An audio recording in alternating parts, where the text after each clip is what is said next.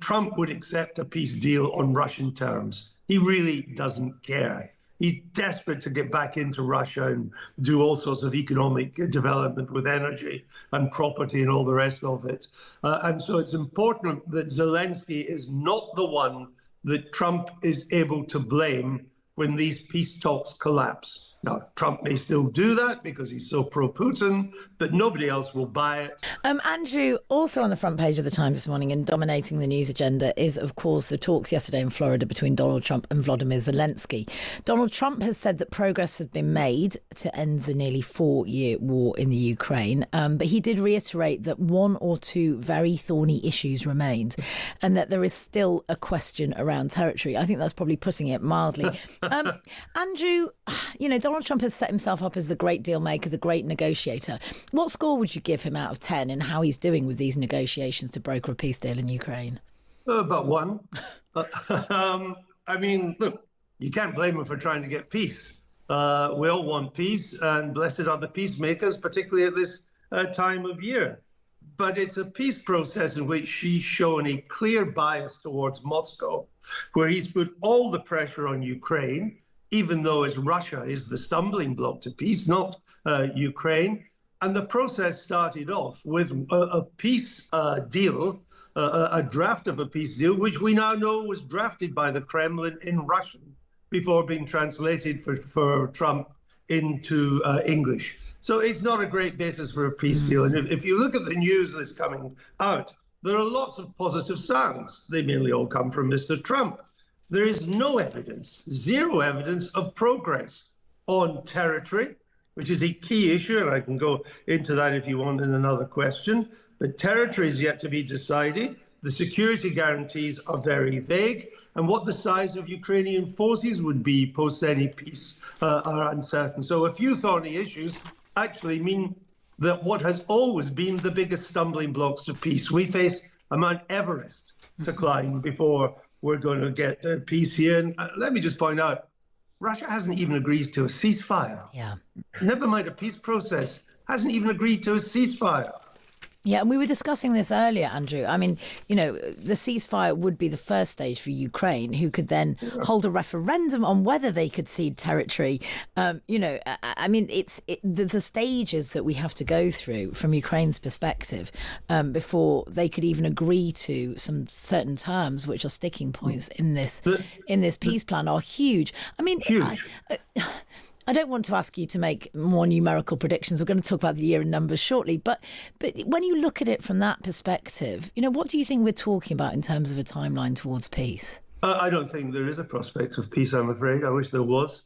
The stumbling block to peace is the man in the Kremlin, Mr. Trump's apparently best friend that he spent over 2 hours talking on the phone with. What they talked about over that time, I don't know. There is a really crucial issue that part of the Russian demand is that they get that part of the Donetsk that they've been trying to get for years and failed, despite throwing tens of thousands of troops at it in a meat grinder, thousands of people losing their lives. Now, this is a fortified part of Ukraine on the eastern part of Ukraine, which borders with occupied Ukraine, occupied by Russia. There's about 5 fortress towns in this area, which the Russians have been unable to take.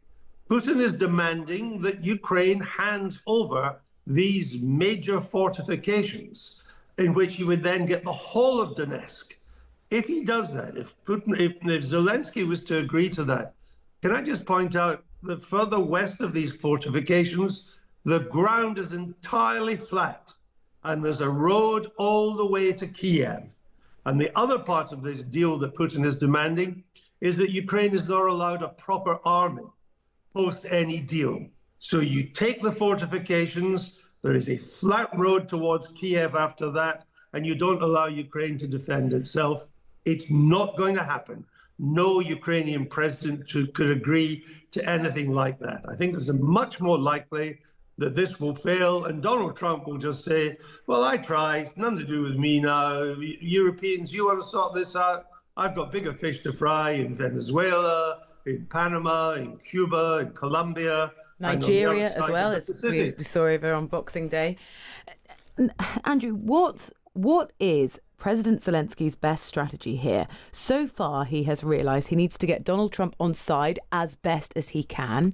He's been prepared to make some fairly public and very painful concessions to say, for example, OK, Ukraine won't join NATO. He's even said, you know, we could surrender some territory in the Donbass, create a demilitarized zone. We know they'd have to go to a referendum in Ukraine. But what is his best negotiating tactic and strategy right now? To do what he's doing, and I think he's doing it very cleverly. He is going out of his way to make it clear to everybody, perhaps even Donald Trump, that if these peace talks break down, he will not be the reason for it. He's falling over backwards to try and accommodate the Russians. I think he's doing so in the knowledge that even that will not be enough for the Kremlin to accept peace. But it's important that given that we know that Trump would accept a peace deal on Russian terms, he really doesn't care. He's desperate to get back into Russia and do all sorts of economic development with energy and property and all the rest of it. And so it's important that Zelensky is not the one that Trump is able to blame when these peace talks collapse. Now, Trump may still do that because he's so pro-Putin, but nobody else will buy it. And so it's important that Zelensky, and it's a painful thing to do, but it's important that he behaves in such a way that the clear villain in this peace, and he has been the villain since day one, is President Putin of Russia. U.S. President Donald Trump says he and Ukrainian President Volodymyr Zelensky are getting very close to a deal to end the war in Ukraine. But the fate of the Donbass region remains unresolved. The two leaders met at Trump's Mar-a-Lago resort in Florida on Sunday, reporting progress on security guarantees for Ukraine and territorial issues. Mr. President, have you agreed on the so-called free trade zone on Donbass? How to separate the sites? How to make the separation line? Who will be responsible? The word agreed is too strong. I would say not agreed, but we're getting closer to an agreement on that, and that's a big issue. Certainly, that's one of the big issues. And Zelensky said an agreement on security guarantees for Ukraine has been reached, while Trump said they're about 95% there, with European nations expected to play a major role. French President Emmanuel Macron announced a meeting in Paris for early January to finalize those contributions. Trump also spoke with Russian President Vladimir Putin before meeting Zelensky, calling the two-hour conversation productive, and he said he plans to call him again. President Putin was very generous in his feeling toward Ukraine succeeding, including supplying energy, electricity, and other things at very low prices. So a lot of good things came out of that call today. The Kremlin has expressed support for Trump's negotiations. Negotiators are also working on shared control of the Zaporizhia nuclear plant, which Trump says could restart soon under a local ceasefire. Despite weekend missile strikes on Kyiv, Trump insists both sides are serious about peace. Zelensky said any peace agreement would have to be approved by Ukraine's parliament or by a referendum. And Trump said he would be willing to speak to lawmakers if that would secure the deal.